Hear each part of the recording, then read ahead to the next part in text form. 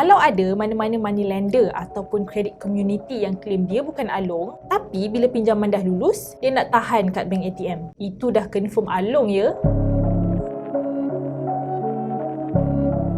Walaupun urgent nak pinjam, korang jangan bagi kat bank ATM tu. Mesti ramai tak tahu kan yang korang boleh masuk penjara kalau bagi kat ATM tu. Ini adalah 4 risiko yang korang kena tahu bila bagi kad bank ATM kepada Along. First, kalau korang dah bagi kad bank ATM atas nama korang tu, anggap je lah kad tu memang dah jadi milik Along. Korang janganlah nak cuba pakai kad bank ATM tu lagi ya. Sebab semua transaksi keluar masuk dah tak selamat. Dan duit yang ada dalam tu pun memang Along yang akan ambil. Kalaulah akaun bank tu duit gaji masuk, ada risiko semua duit tu Along yang dapat. Kedua, kad bank ATM tu Along akan gunakan untuk aktiviti perjudian online. Menurut sumber Palembang Tribune News, pemain judi online mesti ada at least 3 kad bank ATM dengan nama berlainan. Pemain judi memang perlukan kad bank ATM ni untuk melancarkan permainan judi online mereka. Jadi, Along ni selain dia buat duit dengan kenakan bunga yang mahal, dia pun akan jual kad ATM korang dengan pemain judi. Kenapa ada yang sanggup beli kad ATM orang lain?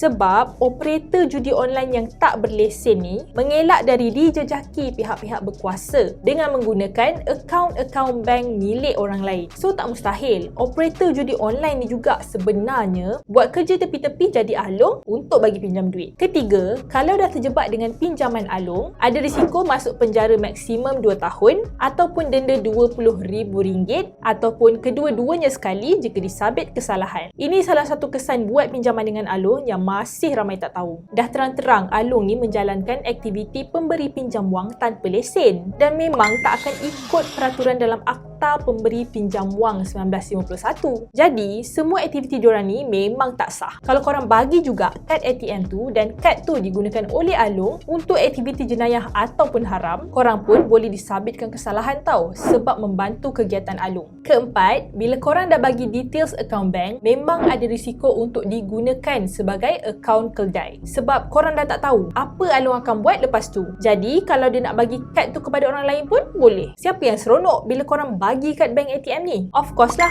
orang yang tengah cuci duit, scammer-scammer online dan sebagainya. So, kalaulah korang dapat balik kad bank ATM tu, tak semestinya boleh pakai semula. Sebab mungkin pihak bank detect suspicious activity dekat akaun korang dan bank akan block. Kalau dah kena block sebab aktiviti haram, korang berani ke nak pergi bank untuk recover balik? Walaupun korang tak buat semua tu, tapi dalam rekod nama korang dan dalam akaun bank ada semua transaksi. Kiranya bukti hitam putih semua dah ada. Jadi cuba fikir, berbaloi ke buat pinjaman Along sampai sanggup bagi kad bank ATM sebab urgent nak pakai duit? Kami tak nak lah cakap je tapi tak bagi solution. So, untuk korang yang takut terjebak dengan Along ataupun scammer, boleh buat semakan percuma di platform Direct Lending. Kami adalah platform pinjaman online yang sediakan pembiayaan seperti pinjaman wang berlesen, pinjaman bank dan koperasi, pinjaman SME daripada pemberi pinjaman sah dan berdaftar di Malaysia. Apa beza kami dengan pemberi pinjaman lain? Semua lender under platform kami tidak meminta apa-apa deposit ataupun bayaran pinjaman. Nak buat pinjaman pun tak perlu bagi kad bank ATM. Semua bayaran balik pinjaman melalui potongan gaji, auto debit, online bank transfer dan deposit tunai sahaja. Okey, itu sahaja daripada kami kali ini. Jangan lupa subscribe ke YouTube channel Direct Lending, pakar pinjaman anda untuk lebih banyak info pinjaman dan tips kewangan yang santai.